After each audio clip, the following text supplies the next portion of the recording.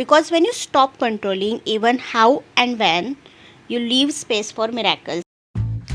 This is your official invite to step into your ideal era. I am Nisha, your mindset coach, entrepreneur, and virtual bestie. Whether you are on your thoughtful walk, bossing up your business, or just sipping coffee in bed, this podcast is here to fuel your glow up with productivity hacks, mindset shifts, and intentional living. Ready to level up? Let's do this. Hey love, welcome back to It Girl Diary podcast. I'm recording this after so long and honestly it feels so good to be back. It's a cozy Friday evening right now and just imagine this, the lights are dim, there's soft glow from my lamps, which by the way I didn't even realize I had 3 off in my living room, but honestly they make such a difference. A few plants, few lamps, that's like the magic formula for cozy vibes. I love it. I'm sitting here in my comfy sweatshirt and shorts, mic in hand, just because I felt like recording this. And that's exactly what I have been doing lately, doing things when I feel like them. And you know what? Life just feels lighter that way. The last few weeks have been busy with social bulking. We have been working with multiple food and beverages brands lately, and honestly, it's been so much fun. That's my favorite niche to work in. There's just so much you can create visually, emotionally, and creatively. And obviously, you get to eat after work, so that's the bonus point. And then came Diwali. I went home, took a week off, spent time with family, ate all the sweets, and came back feeling so full and little bit calmer. But this past week, I was in total slump mode. I needed to slow down, and that's exactly what I did. And tonight, I just felt that little nudge to, pick up the camera. So here we are. Today's topic is special. It's one of those deep shifts that changes how you move through life. Last week I had a call with friend and we ended up talking about detachment, how to practice it and what it really means. And that conversation went really deep, like real Google Meet therapy level deep. We were on Google Meet, by the way. And it felt like journaling out loud. And then I remembered someone else had asked me about detachment months ago on my Instagram stories. So I had already done some research and read books, journaled, and gathered notes, but this new conversation gave me the fresh perspective, something I really wanted to bring to you here. So, as you have read in the title, today we are talking about detachment. And no, not the cold, I don't care type, but that kind that feeds your nervous system, helps your manifestations land, and keep your relationships healthier and your mind clearer. Because here's the thing, most of us misunderstand detachment. We think it means not caring, being distant, or giving up. But in reality, detachment isn't indifference, it's clarity. It's peace. It's choosing what you can control, your energy, your choices, your reaction, and letting the rest breathe. So, today we are going to unpack it all, what detachment really is, why it's your secret superpower, or how it helps you manifest faster, or how it builds self love. And yes, the spiciest part, how to embody detachment in relationships. And no journal prompts today, no checklist, just cozy vibe, just like the FaceTime conversation. So grab your tea or coffee, settle in, and let's talk because this is going to be the long one. Let's start with the definition time, keeping it real and simple. In psychology, detachment is basically letting go of the compulsive need to control outcomes so you can see reality clearly. It's stepping back from the past baggages and future obsessing so you can actually look at the situations objectively and feel calmer. Like think about it, when you stop clinging to specific outcome or even a person, your anxiety drops because guess what? Control is like largely an illusion and I felt that deeply. When I used to micromanage everything, plan my day on hourly basis, I was so tense, tired and reactive. Actually, you know what? I was overreactive. But the moment I softened my grip when I said, okay, I'll do my part and let life or universe do its part, my brain literally freed up. I could breathe again, I could go out, enjoy a dinner, take a walk without guilt or without thinking what I'd be doing next to achieve my goal. And I think that's detachment. My Friend asked me something powerful. Does detachment make you less ambitious? And I realized absolutely not. I still have my big 5 years, 10 years goal. I still dream big, bigger than ever, honestly. And some of those dreams still scare me, but they also excite me. The difference is I'm content with the life I already have. When I go out for dinner, I'm not feeling guilty for not working. I am present and I've also left some room for the universe to do its thing. Because when you stop controlling even how and when, you leave space for miracles. I sleep better, I feel lighter, and honestly, so many synchronicities started happening, coincidences that don't feel like coincidences anymore. That's when I realized detachment makes you magnetic. When you are calm, open, aligned, the universe meets you halfway.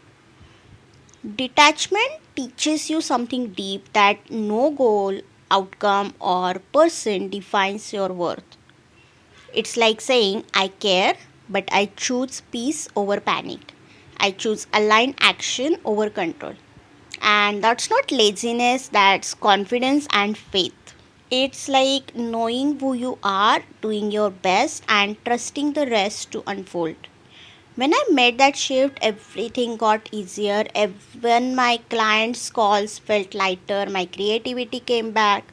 So, detachment isn't running away from the problems, it releasing the need to micromanage everything so you can see what's true and choose better.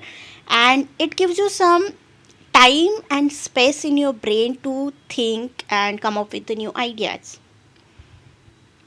Now, let's talk about the part everyone loves manifestation. Detachment is literally the secret sauce. When you're overly attached to an outcome, a timeline, a how, a when, you block your manifestations because attachment is the energy of lack. It's gripping, it's chasing, it's like, I don't have it yet. And that energy repels what you actually want. But when you soften, when you trust, when you are content right now, that's when doors open because you are more grateful for what you already have. So, support, inspiration, opportunity show up that you couldn't have planned. So, how do you know if you are attached? Through awareness and surrender, right? So, first, awareness. Start noticing what triggers you.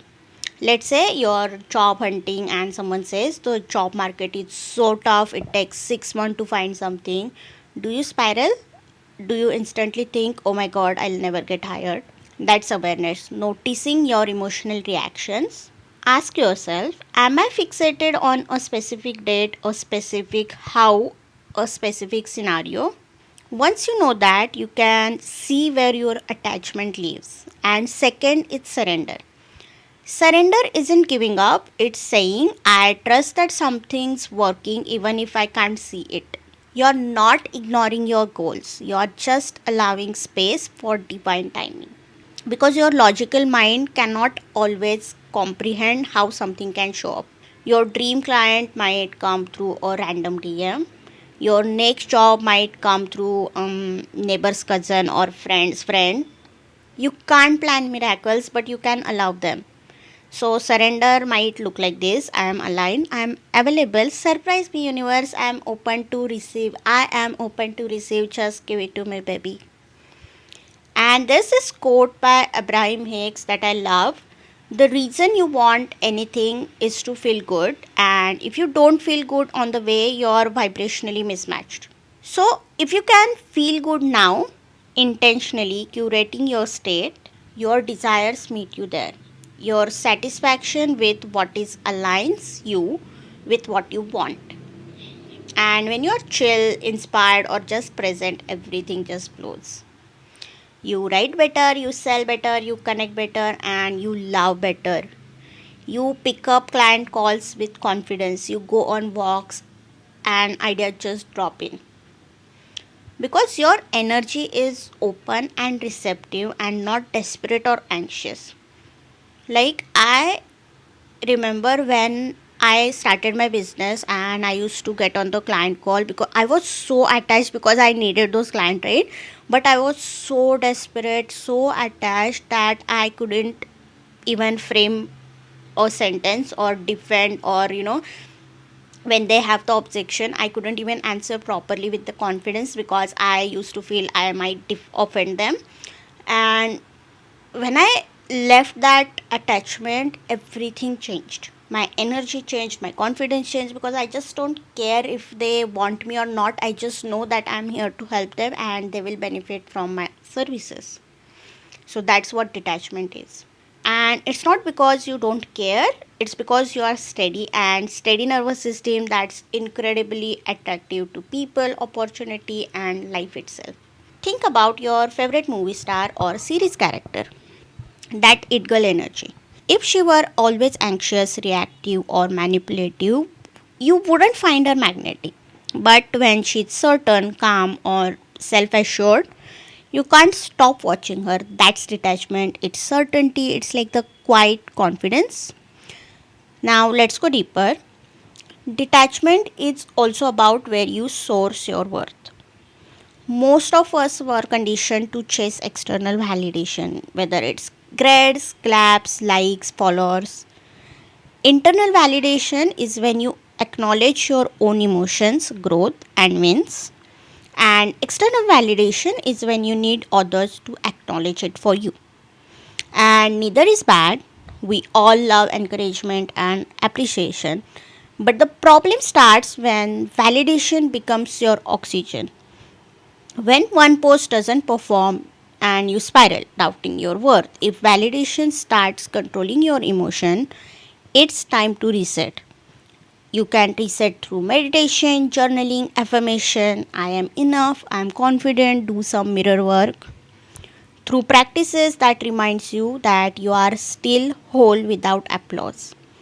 Soothing your nervous system helps your brain become better at being you. And when you are calm, you think clearly, you act from power, not panic. And boundaries help here too. Saying no when you need to, protecting your energy.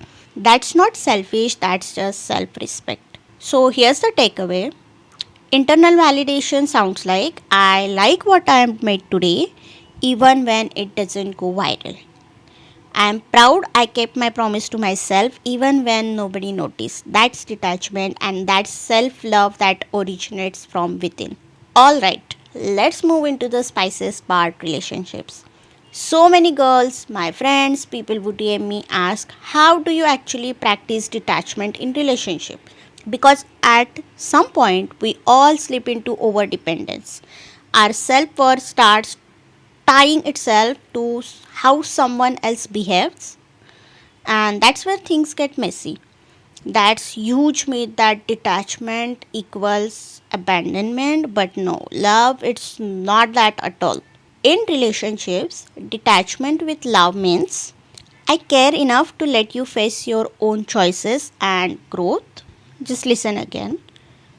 I care enough to let you face your own choices and growth, and even your demons and shadows. Detachment with love is care, it's trust. It gives both of you emotional space. So you are less reactive, less anxious, and more grounded in what's real instead of trying to force someone to fit into your own script, maybe. You don't detach because you're cold, you detach because you care to stay healthy. In real life, this can look like maybe you and your partner having different Friday night date plans, you having your own group of friends, you building your life alongside theirs, not inside it. It doesn't mean you love them less, it means you trust them more. And that trust keeps your identity intact. And which honestly is so sexy, because think about it, why would you fall in love with someone who doesn't have their own opinions, hobbies, or individuality? At some point, that dynamic collapses because one person ends up being bored or drained. A healthy relationship is two whole people choosing each other, not two halves clinging for survival. And here's something I had to learn the hard way. You need to detach when someone else's problems start hijacking your peace. If you're constantly thinking about someone else's trauma or trying to fix their pain, you end up carrying emotional weight that isn't even yours. Sympathy is good, empathy is beautiful, but Self abandonment, that's not love. You can't pour from an empty cup. And you can't support someone if you are drowning in their storm. So step back, regain your balance because your emotional stability is exactly what a relationship needs from you anyway.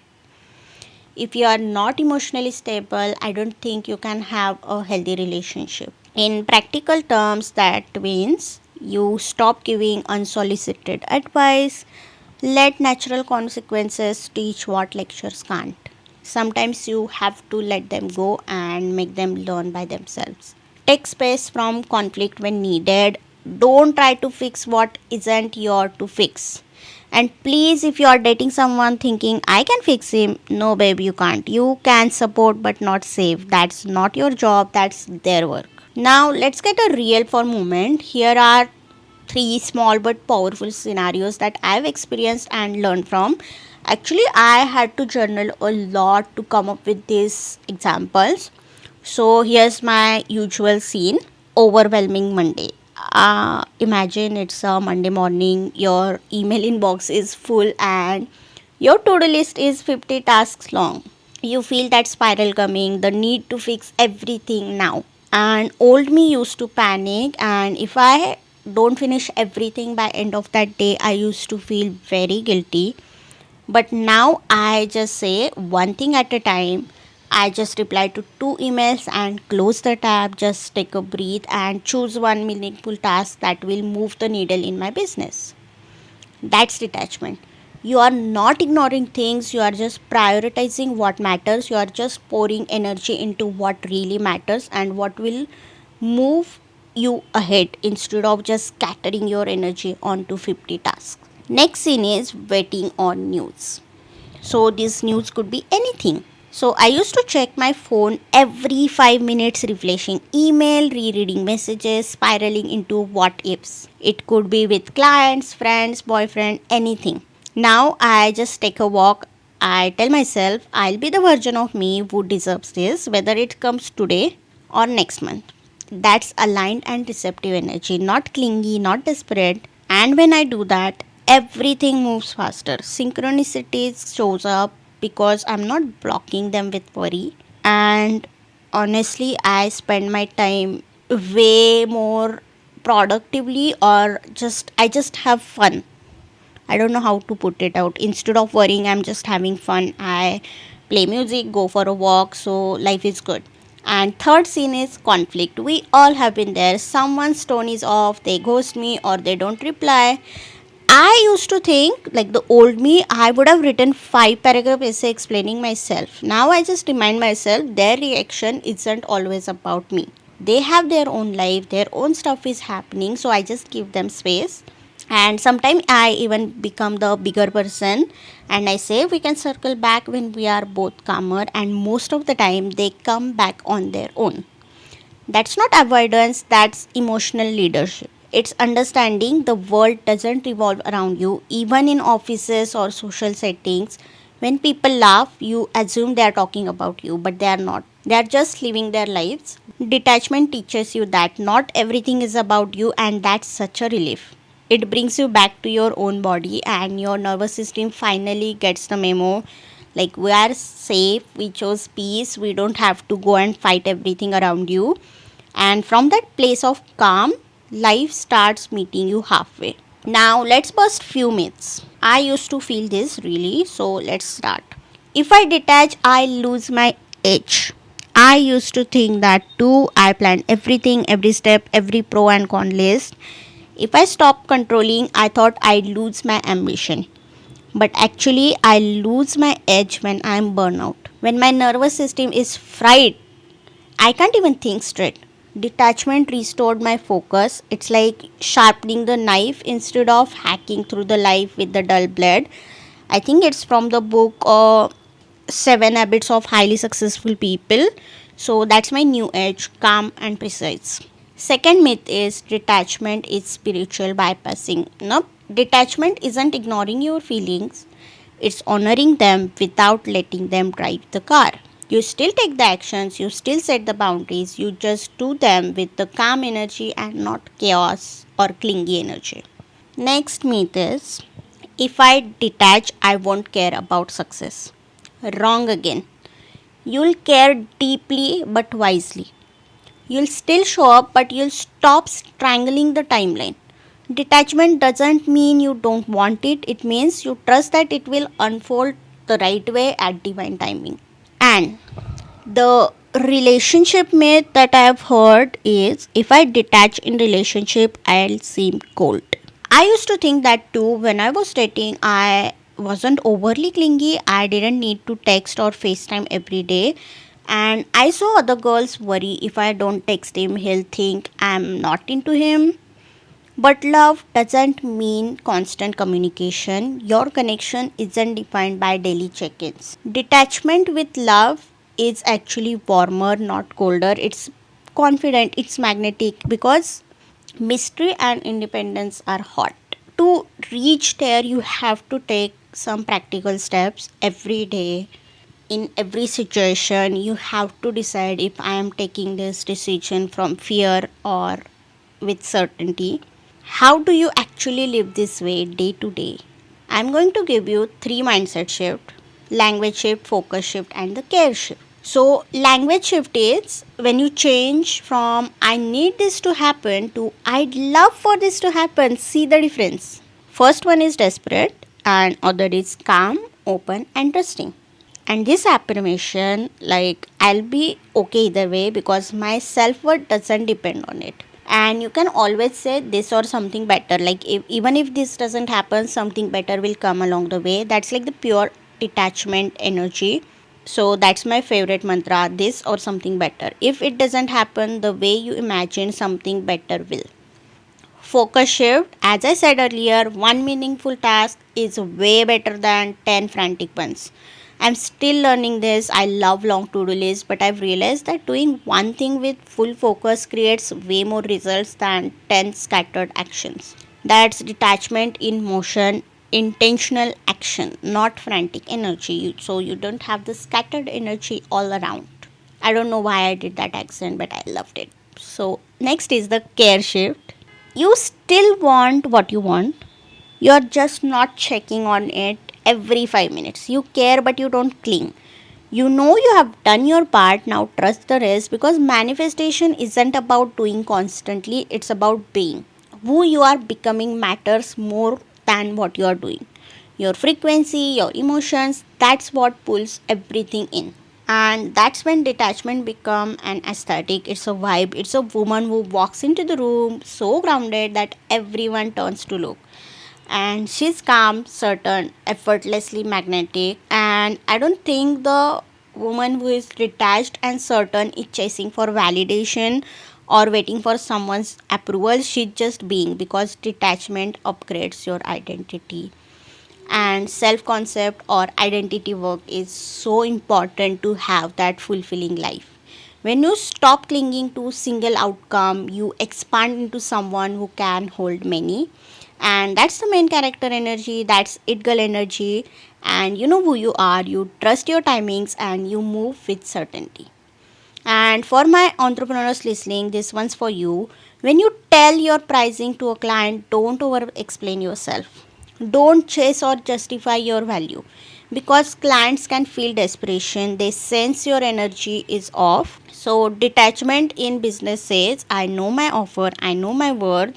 If this doesn't the right fit, something better is, and it always is. And I'm not going to pretend that detachment is easy, it's not. When you care deeply, loosening your grip can feel like a loss. It feels like you are blinded and walking on the road, but you are not losing anything, you are gaining peace.